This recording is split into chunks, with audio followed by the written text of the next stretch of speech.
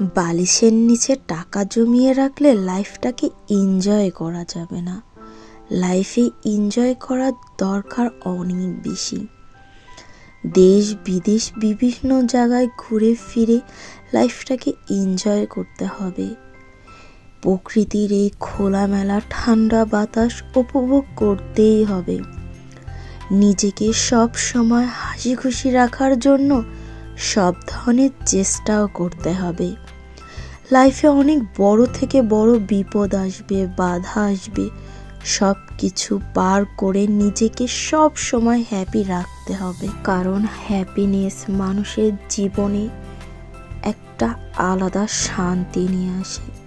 ভিতরে থাকা হাজারো কষ্ট কিছুক্ষণের জন্য হলেও চাপা খেয়ে যায়।